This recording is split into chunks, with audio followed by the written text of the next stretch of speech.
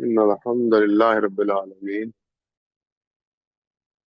والصلاة والسلام على سيد الأنبياء والمرسلين وعلى آله وصحبه ومن تبعهم بإحسان إلى يوم الدين. وأشهد أن لا إله إلا الله وحده لا شريك له، وأشهد أن محمدا عبده ورسوله. أما بعد، أعوذ بالله السميع العليم من الشيطان الرجيم من همزه ونفخه ونفثه. بسم الله الرحمن الرحيم. قل هذه سبيلي أدعو إلى الله على بصيرة أنا ومن اتبع. محترم معزز سامعین و ناظرین کرام، میرے میری گفتگو کا عنوان آپ حضرات نے سماعت فرمایا کہ بر صغیر میں ہمارے کی دعوتی مساعی، دعوتی کوششیں وہ کیا رہی۔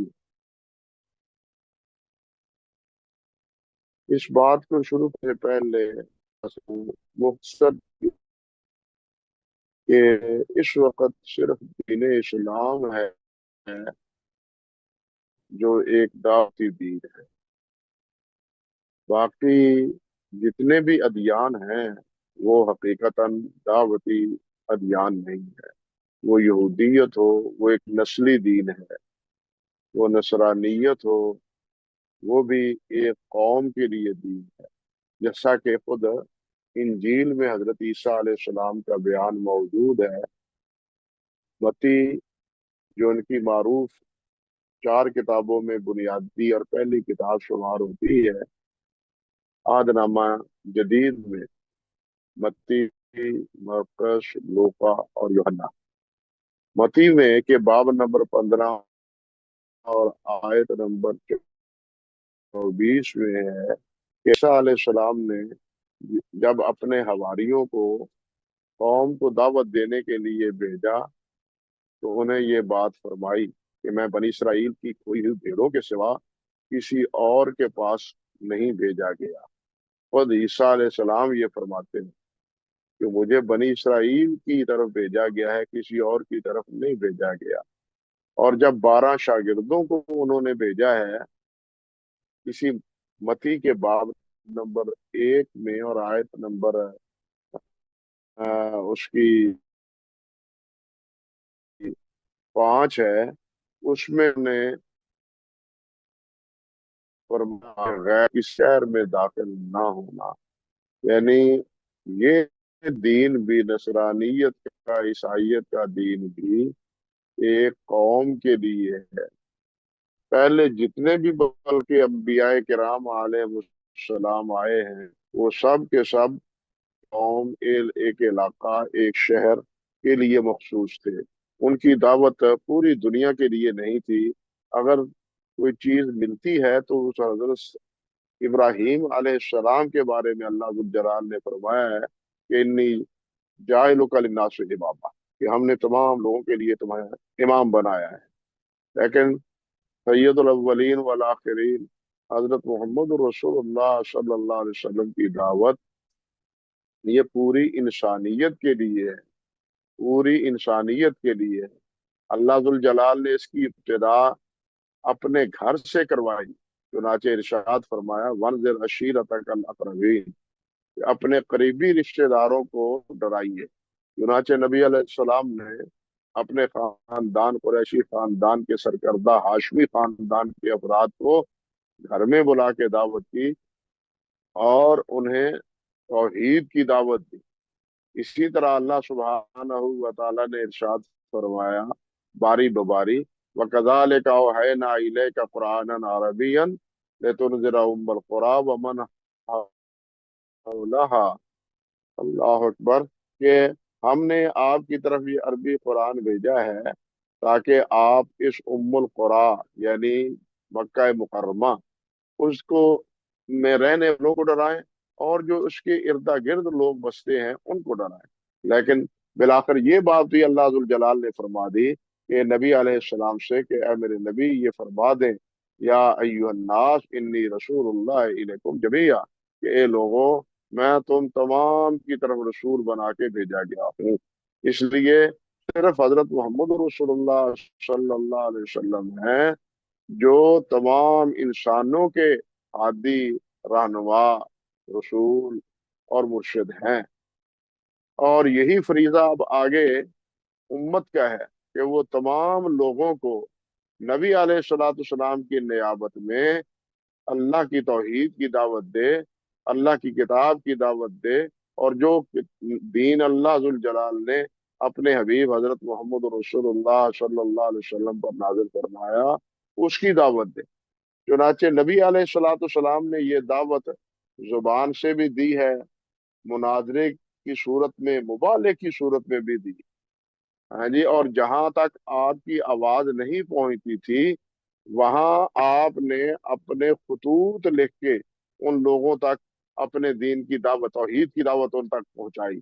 जिस तरह के मारूफ है बहरीन, अम्मान, रूम के बादशाह, ईरान के बादशाह, यमामा के बादशाह, इन तमाम बादशाहों तक नबी अलैहिस्सलाम ने खतूत भेजे।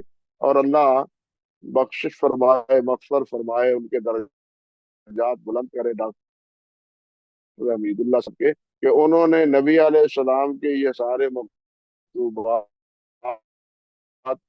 जो कि तारीख के अपने भी उनका तस्करा है, उन तमाम को उनकी उस असल से नकल करके किताबी शक्ल में अलवसाइक सियासिया के नाम पे छाप दिया है। अल्लाह उनको कब्र को मुनव्वर फरमाए और इस खुदमत को अल्लाह ताला कबूल व मंजूर फरमाए। मेरे कहने का मकसद ये था कि नबी अलैहिस्सलाम ने अपने घर वालों से दावत का आगाज, और तो मक्का मुकरमा के इर्दा गिर्द थे, वहां भी आप गए, ताइफ में आप गए, इर्दा गिर्द की बसतियों में भी नबी अलैहिस्सलाम तशरीफ ले गए, और जहां तक नहीं पहुंच सकते थे वहां आपने अपने खतूत भेज के दीन की दावत उन तक पहुंचाई। अल्लाह अकबर कबीरा। और मुबाले के तौर पर तो सूरत आल इमरान में इस बात का तज़किरा मौजूद है कि वफद नजरान का आया, तो नबी अलैहिस्सलाम ने उन्हें ईसाइयत का जो अकीदा चला आ रहा था साल हा साल से, हजरत ईसा अलैहिस्सलाम की इबनियत का, अल्लाह रब्बुल इज्जत के साथ ईसा अलैहिस्सलाम की इबादत का, माद अल्लाह सुम्मा अस्तगफिरुल्लाह, उसके बारे में नबी अलैहिस्सलाम ने वाज़ेह फरमाया। और बिलाखिर फरमाया कि अगर तुम इस बात से बाज नहीं आते, अपने अकीदे से तौबा नहीं करते, तो फिर आओ मुबाला कर लो। लेकिन बिलाखिर वो मुबाहले से उन्होंने राह फरार इख्तियार किया। नबी अलैहिस्सलाम ने ये बात फरमा दी कि अगर वो मुबाले के लिए वो तैयार हो जाते, आ जाते, तो वो यही बर्बाद हो जाते, तबाह हो जाते। तो नबी अलैहिस्सलाम ने ये सारे तरीके, तीनों तरीके अपने दावत के अब इख्तियार किए, जुबानी दावत के भी, और लोगों के पास जा जाकर भी, खतूत के जरिए भी, मुनादरे और मुबाले के जरिए पर। और यही तरीका हमारे बुजुर्गों ने, हमारे असलाफ ने बर्रे सगीर में अपनाया है। अल्लाह अकबर कबीरा। बर्रे सगीर की तारीख बड़ी तवील है और बड़ी दिलदोज है, और बड़ी कहना चाहिए कि दिलचस्प भी है, दिलदोज भी है और दिलचस्प भी है। यहाँ बर्रे सगीर में अरबी जुबान में ही खुतबा जुमा का होता था, और उर्दू में तकरीर करने का कोई तसव्वुर नहीं था। दरस व तदरीस सुबह को दरस की कोई दरस का कोई एहतमाम नहीं था, अपनी जुबान में सुबह की नमाज के बाद दरस का। लेकिन सबसे पहले इस दावत का आगाज जो है वो हजरत सैयद अहमद बरेली रहमतुल्लाह अलैह के खुलफा, उन्होंने इसका आगाज किया। और खुद उन्होंने मुख्तलिफ अपने हजरात को, जिस तरह मौलाना अनायतुल्लाह अजीम आबादी हैं, या हजरत मौलाना विलायतुल्लाह अजीम आबादी हैं, या मौला हाफिज कुतुबुद्दीन हैं, या शेख मोहम्मद कासिम हैं, या हजरत सैयद मौलाना इस्माइल शहीद हैं, या मौलाना अब्दुल हई बडानवी हैं, رحمہم اللہ، ان تمام کو دعوت و تبلیغ کے لیے سید احمد رحمۃ اللہ علیہ نے دہلی اور دہلی کے مضافات میں بھیجا۔ بلکہ یہ بات بھی تاریخ میں محفوظ ہے کہ سب سے پہلے اردو میں جمعے کا خطبہ حضرت سید اسماعیل شہید رحمۃ اللہ علیہ نے دیا تھا، اور ان کا خطبہ سننے کے لیے بہت پورے دہلی سے لوگ امڑ آتے تھے اور مسجد بھر جاتی تھی اپنی وسعت کے باوجود، حتیٰ کہ جمعے کے بعد پھر حضرت مولانا عبدالحی بڈھانوی رحمۃ اللہ علیہ وہ واز فرماتے تھے، اور اتنا ہجوم ہوتا تھا، عصر تک ان کا آواز ہوتا۔ تاریخ میں لکھا ہے کہ عصر کی نماز کے وقت صفوں کو، ایک صف کو دو صفیں بنا دیا جاتا، اور کہا جاتا کہ اگر آپ زمین پر سجدہ نہیں کر سکتے، اگر آپ زمین پر سجدہ نہیں کر سکتے تو دوسرے آدمی کی کمر پر سجدہ کر لیں۔ یہ کیفیت تھی ان کے واز کے اندر سامعین کی، اللہ اکبر کبیرہ۔ اور حضرت اسماعیل شہید رحمۃ اللہ علیہ نے تو بازاروں میں بازاروں میں بھی خطبات دیے، واز فرمائے، بازاروں میں ہی نہیں بلکہ معروف بات ہے طوائف میں بھی جا کے، اللہ معاف فرمائے، جو برا دھندا کرتی تھی ان کے پاس جا کے بھی حضرت شہید رحمۃ اللہ علیہ نے دین کی دعوت دی، اور انہیں اس بری خصلت سے بچا کے مسلمانوں کے ساتھ ان کے نکاح کروائے۔ اور یہ پہلا واقعہ ہے جو دہلی میں واقعہ ہوا، حضرت اسماعیل شہید رحمۃ اللہ علیہ انہوں نے بازاروں میں کھڑے ہو کے واز کی، حتیٰ کہ جو میلے ہوتے تھے اس وقت دہلی میں، ان میلوں میں بھی جا کے حضرت شاہ صاحب رحمۃ اللہ علیہ نے دعوت و تبلیغ کی۔ پھر اسی طرح شاہی دربار میں جا کے حضرت شاہ صاحب رحمۃ اللہ علیہ نے دعوت دی۔ تو یہ دعوت کا وہ آغاز اور ابتدائی دور ہے جو حضرت سید احمد شہید رحمۃ اللہ علیہ کے وہ رسا کہنا چاہیے، یا ان کے جانشین کہنا چاہیے، یا ان کے تربیت یافتہ اور کے تلامذہ کہنا چاہیے، جنہوں نے دعوت کا آغاز بر صغیر میں کیا۔ اور یہی دعوت کا آغاز پھر آگے حضرت مولانا سید نذیر حسین محدث دہلوی رحمۃ اللہ علیہ، جو شیخ الکل رحمۃ اللہ علیہ کے لقب سے معروف ہیں، انہوں نے اور ان کے تلامذہ نے کیا، اور بلکہ خود حضرت میاں نذیر حسین رحمۃ اللہ علیہ نے اہتمام کیا صبح کی نماز کے بعد درس کا، اور اس کے بعد پھر پورے بر صغیر میں ان کے تلامذہ وہ صبح کی نماز کے بعد باقاعدہ درس دینا شروع کر دیا انہوں نے بھی۔ یعنی اس کی ابتدا بھی حضرت میاں صاحب رحمۃ اللہ علیہ نے کی، اور حضرت میاں صاحب رحمۃ اللہ علیہ کے تلامذہ میں حضرت مولانا غلام رسول کیا میاں سنگھ، یہ میاں سنگھ گجرانوالہ کے پاس ہے، وہاں کے یہ حضرت مولانا غلام رسول رحمۃ اللہ علیہ تھے۔ انہوں نے اور حضرت مولانا سید عبداللہ غزنوی رحمۃ اللہ علیہ نے 1857 میں اس غدر کے دور میں، یعنی اس ہنگامے کے دور میں، حضرت میاں صاحب رحمۃ اللہ علیہ سے صحیح بخاری کا درس لیا تھا، دونوں اکٹھے تھے، اللہ اکبر۔ اور اسی طرح حضرت مولانا محمد ابراہیم آروی رحمۃ اللہ علیہ، جن کے بارے میں سید سلیمان ندوی رحمۃ اللہ علیہ نے سیرت شبلی میں لکھا ہے کہ مولانا ابراہیم آروی رحمۃ اللہ علیہ ہیں جنہوں نے جو واز فرماتے اور اس واز میں خود بھی روتے اور لوگوں کو بھی رلاتے، اللہ اکبر کبیرہ، نماز میں بھی داروں کے تار روتے۔ آپ کو معلوم ہونا چاہیے کہ یہ حضرت مولانا ابراہیم آروی کے بارے میں مولانا نے لکھا ہے کہ سب سے پہلے بر صغیر میں اقامتی مدرسہ مولانا ابراہیم آروی رحمۃ اللہ علیہ نے اس کی ابتدا کی تھی، اقامتی مدرسہ جس کے کھانے پینے کا انتظام مدرسے کے ذمہ ہوتا تھا، ورنہ پہلے مدارس میں کیا ہوتا تھا، طالب علموں کی روٹی گھروں میں لگا دی جاتی تھی اور گھروں میں جا کے وہ کھانا کھا کے آتے تھے، لیکن اس قسم کے مدرسے کی ابتدا حضرت مولانا محمد ابراہیم آروی رحمۃ اللہ علیہ نے کی ہے۔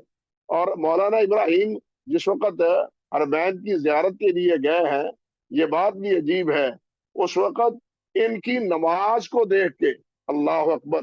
مولانا جدے کے رئیس شیخ محمد نصیف رحمت اللہ علیہ وہ آل حدیث ہوئے تھے. ان کی نماز کو دیکھ کے یہ نماز پڑھتے اور زاروں قطار روتے.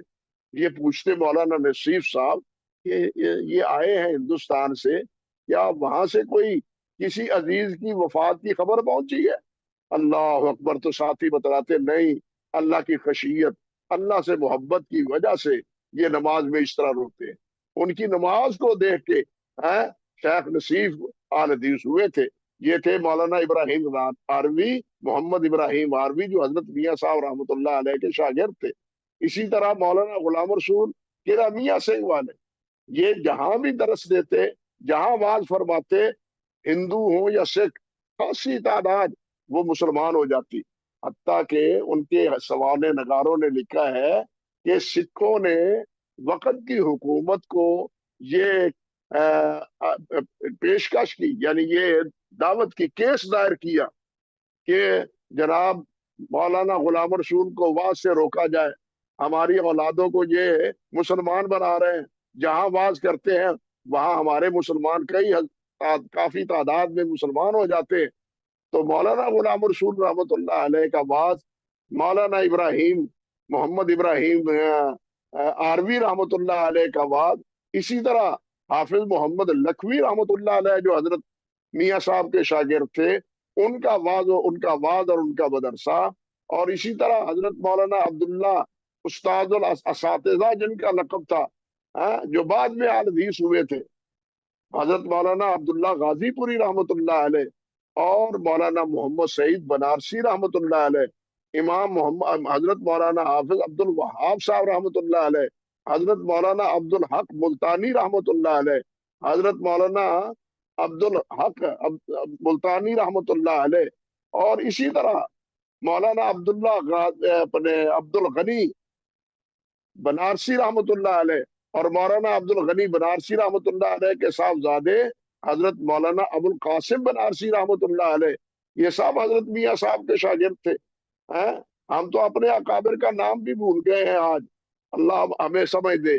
چند حضرات کا نام آتا ہے، حضرت مولانا شیخ الاسلام فاتح قادیان مولانا صلاح اللہ رحمۃ اللہ علیہ کا، حضرت مولانا محمد ابراہیم سیالکوٹی کا، حضرت مولانا محمد داود غزنوی کا، رحمہم اللہ، ان کے نام آتے.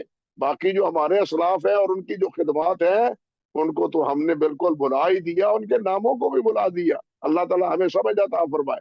حضرت مولانا عبداللہ غازی عبدالعزیز رحیم آبادی جو حسن البیان کے مصنف ہے، یہ بھی دیکھیے کہ حضرت مولانا عبدالعزیز رحیم آبادی، یہ انہوں نے ان کے والد صاحب عظیم آباد میں انہوں نے اپنا ایک ذاتی مدرسہ بنایا تھا جس میں 50 طالب علموں کی کفالت وہ اپنے گھر سے کرتے تھے، اور ان کے خدمات بھی، ساری ضروریات کی کفالت بھی ان کے والد مولانا عبدالعزیز رحیم آبادی رحمۃ اللہ علیہ کے کرتے تھے.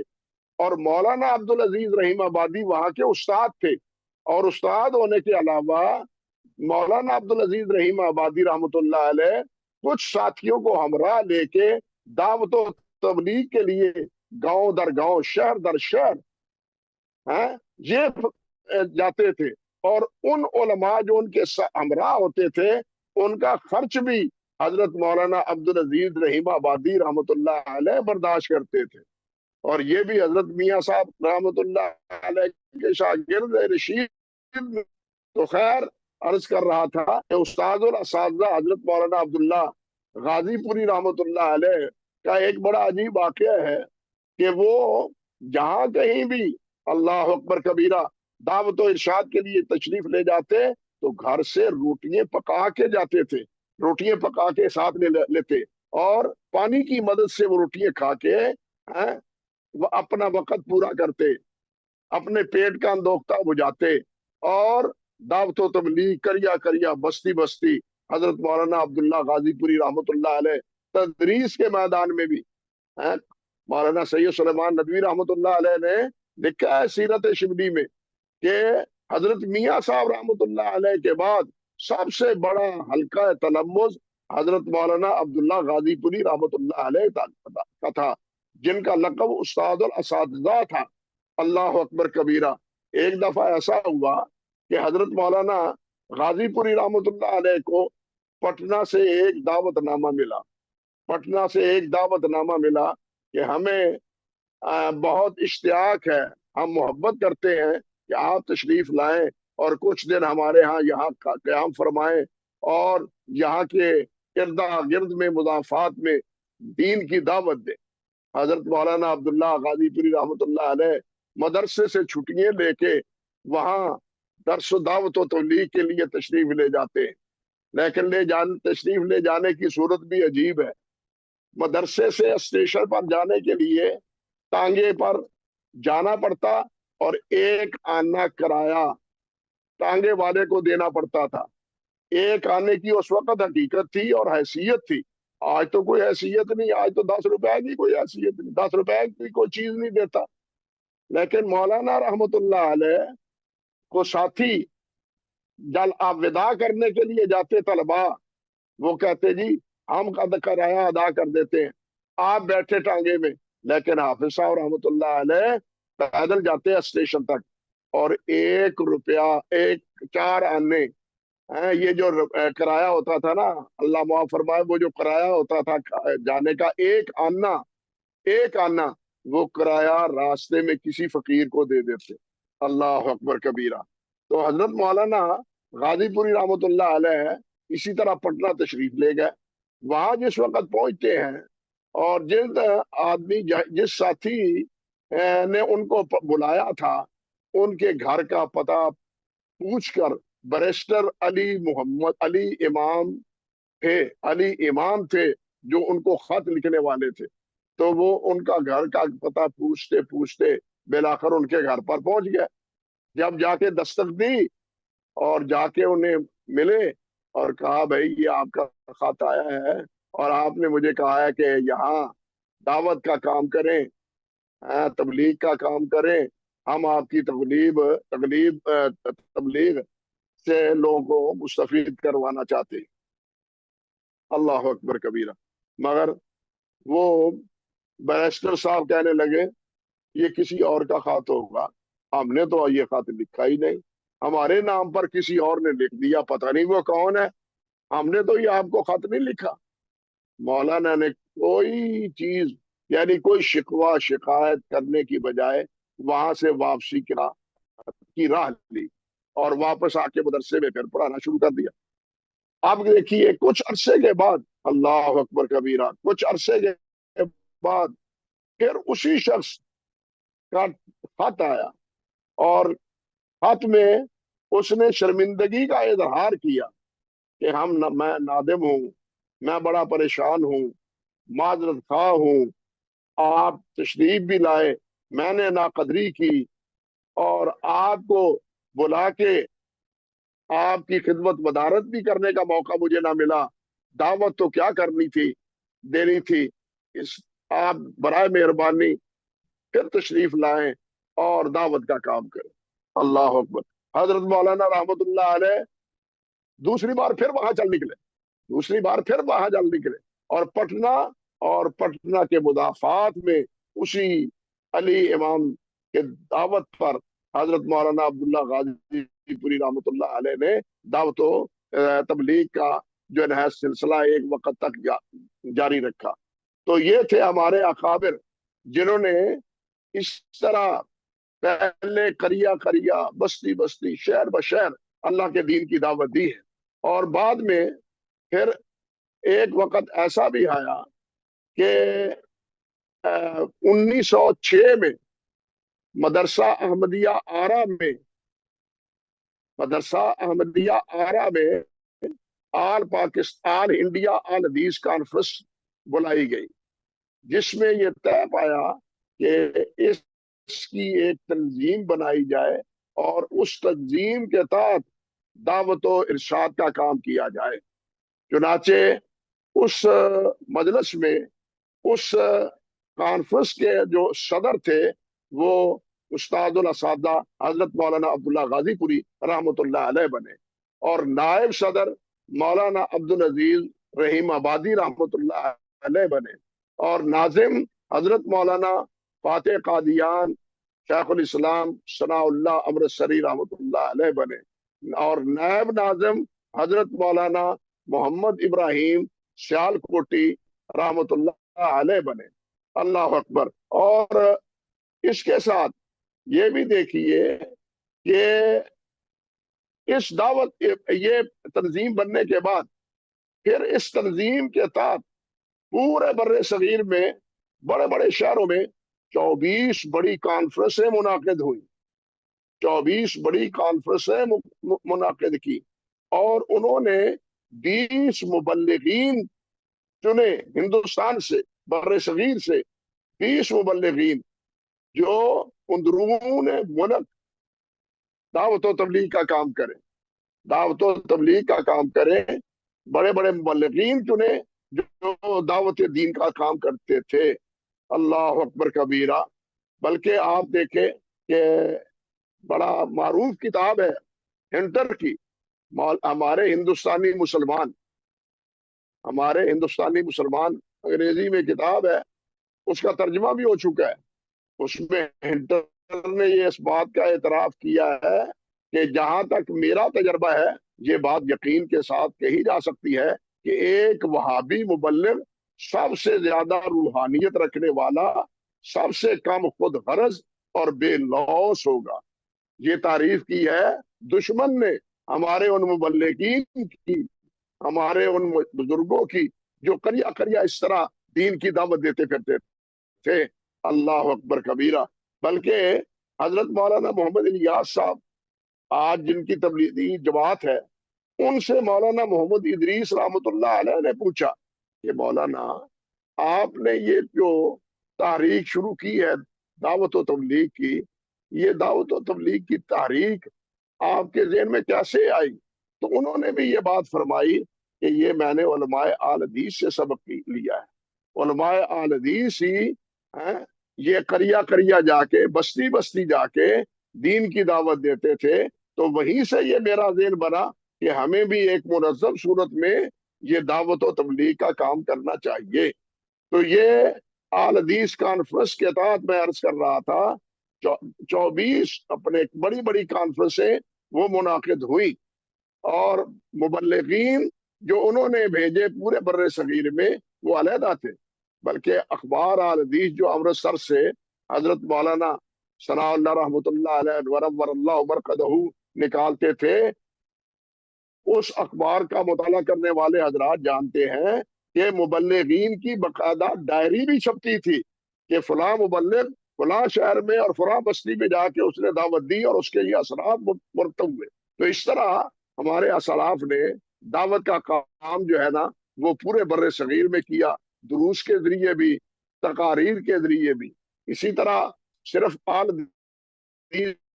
کانفرنس نہیں، بلکہ 1920 میں پنجاب میں، یہ ہمارے بر صغیر کا علاقہ جو پنجاب ہے، جو تقسیم ہو گیا ہے بر صغیر کی تقسیم کے بعد، اس پنجاب کے تحت انجمن آل حدیث پنجاب کی طرف سے ایک انجمن بنی تھی، انجمن آل حدیث پنجاب، جس کے صدر مولانا عبد القادر قصوری رحمۃ اللہ علیہ تھے، اور اس کے ناظم حضرت مولانا ثناء اللہ امرتسری رحمۃ اللہ علیہ تھے۔ اللہ اکبر۔ اور اس انجمن کا بھی مشن کیا تھا؟ اسی طرح کانفرنس کی طرح، آل حدیث کانفرنس کی طرح، کہ پورے بر پنجاب میں دعوت و تبلیغ کا کام منظم طور پر کیا جائے۔ 1920 کے بعد 1922 میں اس کا دوبارہ جب انتخاب ہوا تو اس کے صدر حضرت مولانا منصور پوری، حضرت مولانا قاضی منصور پوری رحمۃ اللہ علیہ اس کے صدر بنے۔ اللہ اکبر کبیرہ۔ اور ناظم ان کے مولانا عبد المجید سودروی رحمۃ اللہ علیہ بنے۔ ان کا بھی یہی مقصد تھا، کہنا چاہیے کہ یہ 2 دفعہ اس کا انتخاب ہوا، اور دونوں دفعہ اللہ اکبر کبیرہ ہمارے اکابر نے باقاعدہ تنظیمی اعتبار سے، تنظیمی طور پر دعوت و تبلیغ کا کام میں کیا۔ بلکہ مولانا محی الدین قصوری، مولانا محی الدین احمد قصوری جو مولانا عبد القادر قصوری رحمۃ اللہ علیہ کے صاحبزادے تھے، اللہ اکبر کبیرہ، آپ اندازہ کریں انہوں نے دکن میں بنا تبلیغ کے نام پر، دکن میں انہوں نے جمعیت دعوت و تبلیغ کے نام پر ایک مرکز بنایا اور اس میں یتیم خانہ بھی قائم کیا جہاں یتیموں کی پرورش ہوتی تھی۔ اور اس کے بارے میں لکھا گیا ہے کہ 12,000 100 نہیں 12,000 غیر مسلمان حضرت مولانا محی الدین احمد قصوری رحمت اللہ علیہ کے ہاتھ پر غیر مسلمان 12,000 مسلمان ہوئے تھے۔ اور یہ وہ ہے مولانا محی الدین احمد قصوری رحمت اللہ علیہ جن کا تذکرہ امام الہند مولانا ابوالکلام آزاد رحمت اللہ علیہ نے تذکرہ کے آخر میں بھی کیا ہے۔ ان کی خدمات کا تو ذکر نہیں، لیکن ان سے اپنی محبتوں کا اور اپنی چاہتوں کا ذکر کیا ہے۔ اب آپ بھی فیصلہ فرما سکتے ہیں کہ امام الہند جن کی تعریف میں رتب النساء ہوں، ان کی خدمات کا کتنا دائرہ۔ کہنے کا مقصد یہ تھا کہ ہمارے اکابر نے دعوت و تبلیغ کا یہ کام اللہ کے فضل و کرم سے پورے بر صغیر میں فردن بھی، اجتماعی طور پر بھی، صبح کے دروس کے طور پر بھی انہوں نے اس کی دعوت کا آغاز کیا اللہ کے فضل و کرم سے۔ اور یہ بھی دیکھیے کہ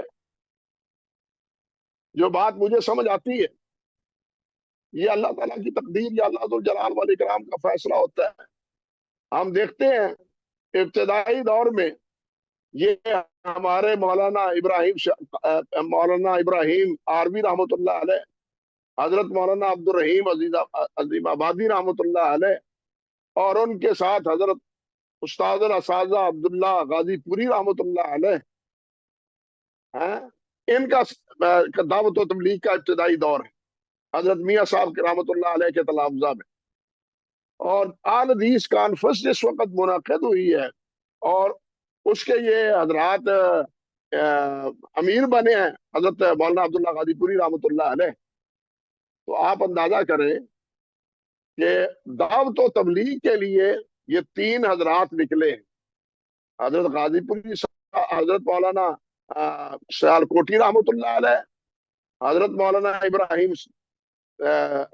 ابراہیم سیالکوٹی رحمۃ اللہ علیہ، حضرت مولانا ثناء اللہ امرتسری رحمۃ اللہ علیہ، اور ان کے ساتھ حضرت مولانا عبداللہ غازی پوری رحمۃ اللہ علیہ۔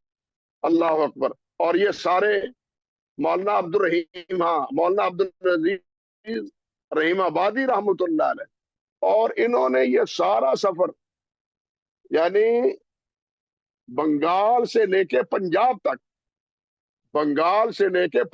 تک کا یہ سارا سفر یہ بیل گاڑیوں پر، اس وقت تصور نہیں تھا جو اس وقت راستے ہیں، گاڑیاں ہیں، ریل ہے اور انواع اقسام کی سواریاں ہیں۔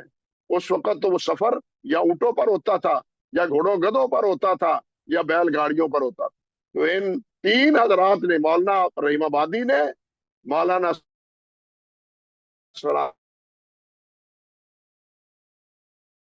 اللہ اور مولانا سیالکوٹ سے لے کے دہلی اور دہلی سے پنجاب تک کا یہ تمام سفر شہروں میں جا کے دعوت و تبلیغ کا کس پر دیا تھا؟ بیل گاڑیوں پر سوار ہو کے۔ اللہ اکبر کبیرہ۔ اندازہ کیجیے کتنے مشکل حالات تھے، لیکن ان حالات میں بھی انہوں نے ہمت نہیں ہاری اور اللہ کے دین کی دعوت دی، اور جس کا نتیجہ یہ ہوا کہ پورے بر صغیر میں اللہ کے فضل و کرم سے کتاب و سنت کا بول بالا ہوا۔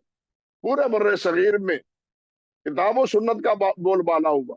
قریہ اور بستی بستی مدارس بنے، اور مدارس میں پھر یہی دعوت و تبلیغ کا، اور مساجد میں بھی دعوت و تبلیغ کا کام جو ہوا۔ اور یہاں یہ دیکھیے دعوت و تبلیغ کے بعد دوسرا کام مناظروں کا ہے باہم آپس میں، اور یہ وہ پرآشوب دور تھا، اللہ اکبر کبیرہ، کہ ایک طرف مسلمانوں سے عیسائیوں نے، انگریزوں نے، یورپ نے حکومت چھینی تھی، اور اس وقت عیسائی مشنریاں حکومت کی سرپرستی میں بر صغیر میں آ کے افریقہ کی طرح بر صغیر کے مسلمانوں کو بھی عیسائی بنانے پر تلی ہوئی تھی۔ اللہ اکبر کبیرہ۔ اللہ سبحانہ و تعالی کروڑا رحمتیں فرمائے ہمارے ان اسلاف پر، ہمارے ان اکابر پر، جنہوں نے ان کو ہر میدان میں شکست دی، اور ہر میدان میں اللہ ذوالجلال والاکرام نے ان حضرات کو فتح یاب فرمایا اور کامیاب اور کامران کیا۔ چنانچہ دیکھیے، نگینا میں مناظرہ ہوا تھا ایک آریہ کے ساتھ، یعنی اس طرف ایک ایسا مسئلہ تھا، ایک طرف عیسائی تھے، ایک طرف ہندو تھے، ایک طرف آریہ تھے، ایک طرف سناتن دھرمی تھے، ایک طرف قادیانی تھے، اور ایک طرف منکرین حدیث تھے۔ ان تمام کے ساتھ وہ چومکھی نہیں، چھ مکھی ہمارے اسلاف نے لڑائی لڑی ہے مناظروں کی اور مبالوں کے میدان میں، دونوں اعتبار سے۔ حضرت مولانا محمد بشیر شاہ سوانی رحمۃ اللہ علیہ ہوں، یا حضرت مولانا عبدالعزیز رحیم آبادی رحمۃ اللہ علیہ ہوں، یا اسی طرح حضرت مولانا عبدالحق غزنوی رحمۃ اللہ علیہ ہوں، جنہوں نے سب سے پہلے مناظروں کی چیلنج کیا، اور مبالے کا جو غلام محمد قادیانی نے دیا تھا، اس مبالے کا بھی اللہ اکبر کبیرہ جواب حضرت مولانا عبدالحق غزنوی رحمۃ اللہ علیہ انہوں نے دیا۔ تو یہ تھا ہمارے بر صغیر میں یہ انداز۔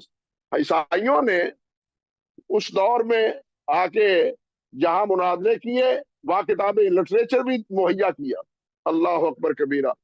چنانچہ پادری ٹھاکر داس نے عدم ضرورت قرآن پر کتاب لکھی، کہ قرآن کی اب کوئی ضرورت نہیں ہے، قرآن پر اس کی کوئی ضرورت نہیں ہے، قرآن پاک کی۔ اللہ اکبر۔ دوسری اس نے کتاب لکھی، عالمگیر مذہب اسلام ہے یا عیسائی ہے۔ تیسری اس نے کتاب لکھی، دین فطرت اسلام ہے یا عیسائی ہے۔ یہ ساری پادری ٹھاکر داس نے کتاب لکھی تھی۔ اللہ اکبر۔ اور اس کا جواب حضرت مولانا شیخ الاسلام ثناء اللہ رحمۃ اللہ علیہ نے تینوں کتابوں کا جواب اسلام اور مسیحیت کے نام پر دیا تھا، جس کی تعریف بر صغیر کے تمام یعنی علماء کرام نے کی تھی۔ اسی طرح اس وقت عیسائیوں کی یعنی انگریز حکومت کی سرپرستی میں ہندوؤں نے اور آریہ نے بھی سر اٹھایا، اور انہوں نے بھی اسلام پر حملے کیے۔ ایک طرف سوامی دیانت تھا، جس نے ستیارتھ پرکاش کے 41ویں باب میں اضافہ کر کے قرآن مجید کے پر 150 کے قریب اس نے قرآن مجید پر اعتراض کیے، جس کا جواب حق پرکاش کے نام پر حضرت مولانا ثناء اللہ ابرسری رحمۃ اللہ علیہ نے دیا۔ پھر اسی طرح آریوں ہی کی طرف سے رنگیلا رسول لکھا۔ یہ اب بات کرنے کی ضرورت نہیں کہ یہ رنگیلا رسول لکھنے کا منظر کیا تھا، کون لکھی اور کس وجہ سے اس نے لکھی، یہ اپنی جگہ ایک داستان ہے۔ عرض کرنے کا مقصد یہ تھا کہ اس نے رنگیلا رسول لکھی، راجپال نے تقریر کی، شاہ صاحب نے، عطا اللہ شاہ صاحب بخاری رحمۃ اللہ علیہ نے، ایک مرد مجاہد نے، محمود قاضی نے جا کے محمود نے کیا کیا، اس کتاب لکھنے والے راجپال کو قتل کر دیا۔ تقریر سے اصل تو ظاہر ہو گیا، وہ مردود تو مر گیا، لیکن جو شوشہ رنگیلا رسول کے نام پہ چھوڑ گیا تھا اس کا کوئی مداوع نہیں تھا۔ اس کا مداوع بھی اگر کیا ہے پورے بر صغیر میں تو حضرت مولانا ثناء اللہ ابرسری رحمۃ اللہ علیہ نے کیا ہے۔ کہنا چاہیے کہ کامل اس فرقہ ہاتھ میں نہ اٹھا کوئی، اگر کچھ ہوئے تو یہی رند قضا خار ہوئے۔ اللہ اکبر کبیرہ۔ اسی طرح ایک وقت یہ آیا کہ گوجرا والا کے ایک صاحب جو پہلے عبد الغفور تھے، وہ آریہ بنے، اور آریہ بننے کے بعد انہوں نے ترک اسلام لکھی۔ اسی طرح اس نے ایک کتاب تہذیب الاسلام لکھی، ایک کتاب اس نے نقل اسلام لکھی۔ اللہ، یہ 3 کتابیں اسلام کی تردید میں اس نے، عبد الغفور نے جو بعد میں دھرم پال بنا، اس نے لکھی، اور ان تینوں کتابوں کا جواب حضرت مولانا ثناء اللہ رحمۃ اللہ علیہ نے پہلی کتاب کا جواب ترک اسلام، تہذیب الاسلام کا جواب تغلیب الاسلام، اور نقل اسلام کا جواب تمر الاسلام کے نام سے حضرت مولانا ثناء اللہ رحمۃ اللہ علیہ نے کی۔ بلکہ یہ بھی حقیقت ہے کہ یہی غازی محمود غازی کہنا چاہیے کہ عبد الغفور جو پہلے دھرم پال تھا، اس نے ایک شادی کی، جب مسلمان ہوا ایک شادی کی، شادی کرنے کے بعد وہ پریشان ہوا کہ کیا میرا نکاح بھی درست ہے یا نہیں درست۔ اس نے ایک خط لکھا علماء کی طرف، کسی نے جواب نہیں دیا۔ حضرت مولانا قاضی سلیمان منصور پیری رحمۃ اللہ علیہ نے اس کے خط کا جواب دیا، اور اس نے کتاب لکھی ہے خود، اس کے نے بعد میں اپنا نام رکھا ہے غازی محمود دھرم پال۔ اس کی کتاب چھپی ہے داستان غم کے نام سے۔ داستان غم میں یہ 1280 صفحے کی یہ کتاب ہے۔ اس کتاب میں اس نے لکھا ہے کہ جناب قاضی صاحب رحمۃ اللہ علیہ کے جواب کو پڑھ کے میں مسلمان ہوا ہوں، اسلام کو قبول کیا ہے۔ تو یہ بھی صلہ اور یہ بھی برکت کس کی ہے؟ علماء، ہمارے علماء اہل حدیث کی ہے رحمہم اللہ۔ اور اسی طرح آریہ کے علاوہ، عیسائیوں کے علاوہ قادیانی ہیں، قادیانیوں کے ساتھ بھی ہر جگہ پنجہ آزمائی کی ہے تو ہمارے علماء نے کی ہے، تحریری طور کے طور پر بھی، مناظرے کے طور پر بھی، ہر اعتبار سے۔ لیکن اس کی تفصیل پھر ایک تفصیل طلب مسئلہ ہے۔ میں پہلے ہی تھکا باندھا ہوں، صبح سے طبیعت خراب تھی، پڑھانے کے بعد اور خراب ہو گئی۔ اب انہی باتوں پر، ٹوٹی پھوٹی باتوں پر اور بے ربط سی باتوں پر میں اکتفا کر کے آپ سے کرام ہمارے ان تمام اسلاف کی خدمات کو قبول فرمائے اور ہمیں بھی کچھ کام کرنے کی توفیق دے۔ ہم یہ نہ کہیں کہ پدرم سلطان بود، ہم یہ اسی بار کھانے نہ رہیں، بلکہ خود بھی کچھ کر کے دکھائیں۔ اور ہمیں چاہیے کہ اللہ کے دین کی دعوت کو عام کریں، دعوت کو عام کریں۔ اور یہ بلا خوف تردید کہہ سکتا ہوں کہ یہ جو اللہ ذوالجلال والاکرام نے اپنے پیارے پیغمبر علیہ السلام سے فرمایا ہے کہ قل علی بصیرۃ انا ومن اتبعنی، کہ میں اور میرے تابع دار یہی دعوت دیتے ہیں کہ لوگوں ایک اللہ کی عبادت کرو، ایک اللہ کو پکارو، ایک اللہ کے ساتھ جڑ جاؤ، ایک اللہ کے ساتھ مل جاؤ۔ یہ دعوت آج اگر ہے تو صرف اہل حدیث کے پاس ہے۔ ہم کسی کی شخصیت، کسی بزرگ، کسی امام، کسی حضرت، کسی شیخ، اس کی دعوت نہیں دیتے، ان سے جڑنے کی دعوت نہیں دیتے۔ ہم دعوت دیتے ہیں اللہ سے جڑنے کی اور اللہ کے رسول حضرت محمد رسول اللہ سے جڑنے کی۔ حافظ ابن تیمیہ ابن قیم رحمۃ اللہ علیہ نے ایک جگہ بڑی خوبصورت بات کہی ہے، کہتے ہیں اصل بات تو دعوت یہ ہے کہ توحید مرسل بھی ہو اور توحید مرسل ہو، کہ جس نے بھیجا ہے اس کی توحید اور جس کو بھیجا ہے اس کی توحید۔ اللہ اکبر کبیرہ، جس کو بھیجا ہے اس کی توحید، بھیجنے والے کی توحید، اور حضرت محمد رسول اللہ صلی اللہ علیہ وسلم ان کی توحید، ان کی توحید کیا مطلب؟ وہی ہمارے ہادی ہیں، ہمارے مرشد ہیں، وہی رہنما ہیں، انہی سے ہمیں اللہ کی کتاب ملی ہے۔ اللہ کی کتاب بھی انہی کے ذریعے سے ملی ہے، کسی اور واسطے سے نہیں ملی۔ اس لیے اول و آخر ہماری رہنمائی کتاب و سنت کے ذریعے ہی ہمیں ہو سکتی ہے، کسی اور کتاب سے نہیں۔ حضرت علی رضی اللہ تعالیٰ عنہ کا فرمان ہے، وہ فرماتے ہیں کہ جس کو قرآن مجید جس کی ہدایت کے لیے ذریعہ نہیں بنتا، پھر دنیا کی کوئی کتاب اس کو ہدایت نہیں دے سکتی۔ اللہ سبحانہ و تعالیٰ اسی کتاب کے ساتھ ہمیں وابستہ رکھے، اپنے حبیب حضرت محمد رسول اللہ صلی اللہ علیہ وسلم کا تابع دار بنائے، اور آپ ہی کی مشن کو عام کرنے کی ہمیں توفیق عطا فرمائے۔ اقول قولی ھذا استغفر اللہ لی ولکم ولسائر المسلمین۔